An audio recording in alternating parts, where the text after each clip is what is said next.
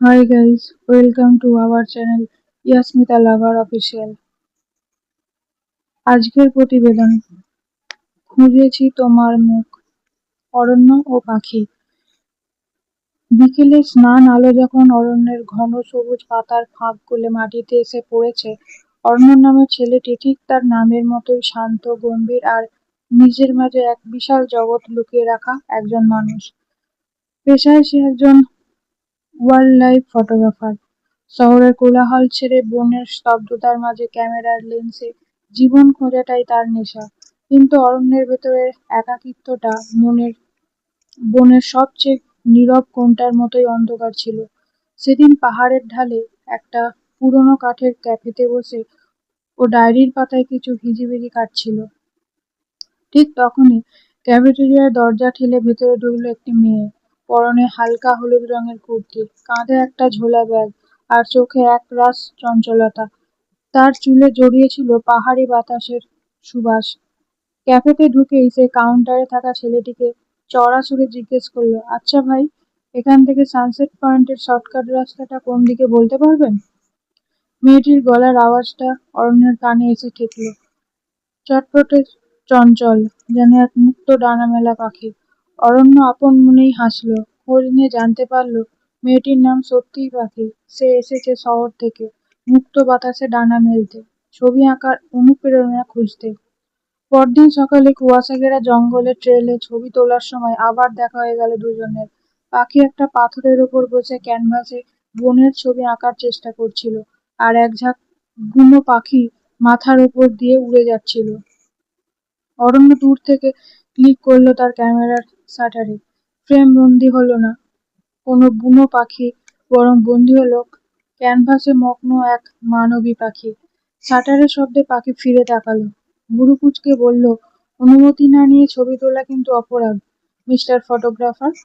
অরণ্য একটু অপ্রস্তুত হয়ে বলল, দুঃখিত, আসলে ফ্রেমে আপনাকে আর পেছনের প্রকৃতিটাকে বড্ড মানিয়ে গিয়েছিল। আমি অরণ্য। পাখি খিলখিল করে হেসে উঠল। অরণ্য? বাহ! অরণ্যের মাঝে অরণ্যের সন্ধান।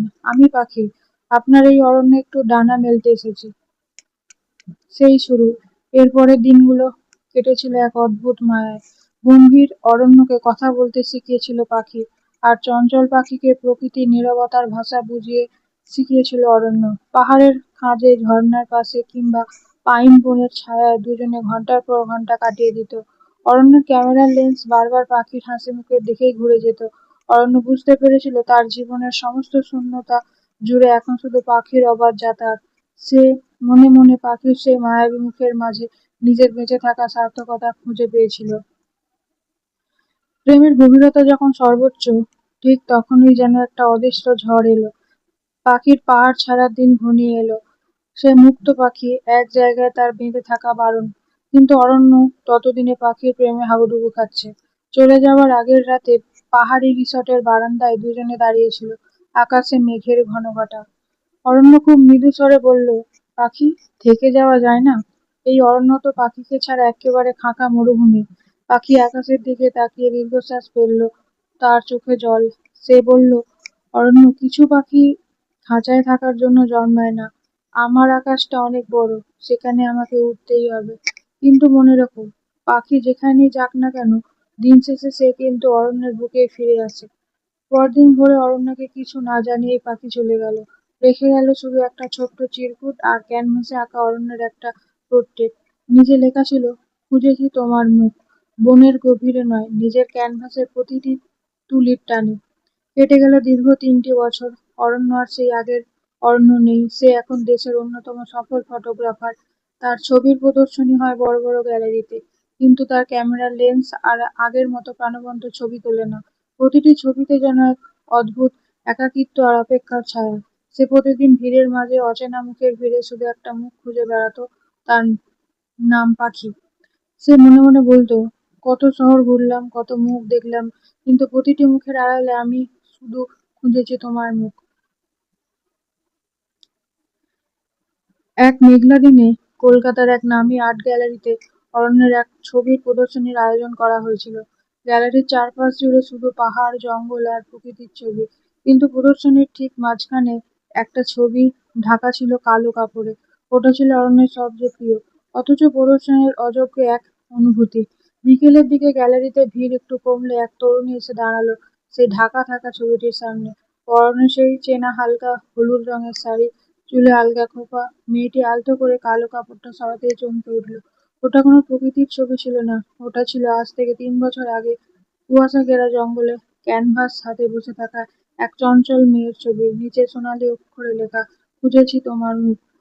এখনো এই ছবিটা আগলে রেখেছো? পেছন থেকে চেনা কণ্ঠস্বর ভেসে আসতেই অরণ্যের বুকের ভেতরটা কেমন কেঁপে উঠল। অরণ্য ঝটপট ঘুরে তাকালো। হ্যাঁ, এ কোনো কল্পনা নয়, ঠিক তার সামনে দাঁড়িয়ে আছে পাখি।